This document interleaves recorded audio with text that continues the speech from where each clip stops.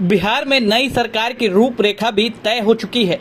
इस दफा बातचीत दोनों पार्टी के टॉप नेता ही कर रहे हैं। इस मुलाकात या बातचीत में दूसरे नेताओं की मौजूदगी नहीं रही है। आरजेडी के सूत्रों के अनुसार तेजस्वी नीतीश कुमार को सीएम बनाने के लिए तैयार हो गए हैं। वहीं आरजेडी नेता तेजस्वी खुद डिप्टी सीएम के अलावा गृह विभाग भी अपने पास ही रखेंगे। इतना ही नहीं, आरजेडी का ही सदन में स्पीकर भी होगा, ये तय हो चुका है। नई सरकार की रूपरेखा लगभग तय हो चुकी है।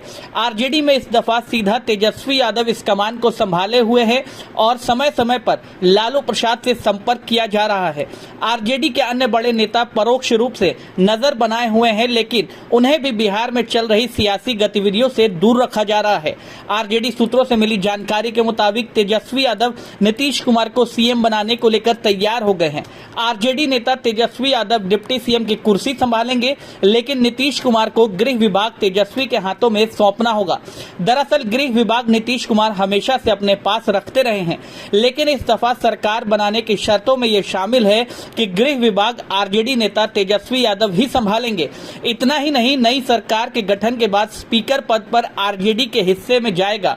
जाहिर है आरजेडी सीएम पद देने के एवज में दो बड़ा पद अपने पाले में रख रही है, ताकि नई सरकार में उसकी हिस्सेदारी अहम रहे। नीतीश मुद्दों पर ही नहीं, कई मौकों पर बीजेपी से दूरी बनाने लगे थे। तकरीबन एक महीने से जातीय जनगणना के मुद्दे पर तेजस्वी से मुलाकात नीतीश कुमार की अकेले में 50 मिनट से ज्यादा हुई। इस मुलाकात के बाद ही तेजस्वी यादव के सुर नीतीश कुमार को लेकर बदले बदले से नजर आने लगे थे। कहा जाता है कि जातीय जनगणना ही वो अस्त्र है जिसके सहारे आने वाले समय में जेडीयू और आरजेडी मिलकर बीजेपी को काऊ बेल्ट में जोरदार घेरने की प्रयास करेगी। जेडीयू बीजेपी से दूरी बनाने की तैयारी पहले से कई मौकों पर नजर करती आई है। अग्निवीर के मुद्दे पर जेडीयू ने आरजेडी के तोड़फोड़ कार्यक्रम को देर से रोका और केंद्र सरकार से अग्निवीर योजना की समीक्षा की मांग कर डाली। इतना ही नहीं, जनसंख्या नियंत्रण कानून पर भी नीतीश कुमार के बोल बीजेपी लाइन से अलग साफ सुनाई पड़े। कल यानी बीते शनिवार को जेडीयू के राष्ट्रीय अध्यक्ष ललन सिंह ने महंगाई पर केंद्र सरकार के खिलाफ बोलकर आरजेडी की लाइन पर वक्तव्य दिया, जिससे साफ हो गया कि आने वाले दिनों में सियासी झुकाव जेडीयू का किधर होने वाला है।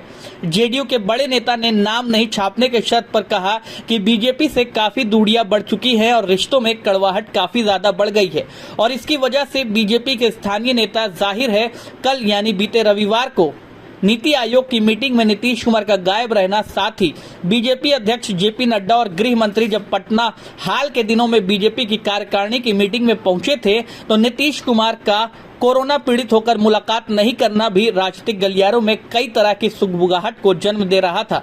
कल बीते रविवार को जिस तरीके से जेडीयू के राष्ट्रीय अध्यक्ष ने साल 2020 में विधानसभा चुनाव के दरमियान चिराग के विरोध का ठिकरा बीजेपी पर फिर से इशारों में फोड़ा, साथ ही ये भी आरोप लगा दिया कि फिर से चिराग मॉडल तैयार करने की कोशिश हो रही थी। मतलब साफ था कि आरसीपी सिंह के सहारे बीजेपी जेडीयू को अंदर ही अंदर कमजोर करने का फिराक में थी। चिराग ने जेडीयू के साथ बाहर से साल 2020 में किया था।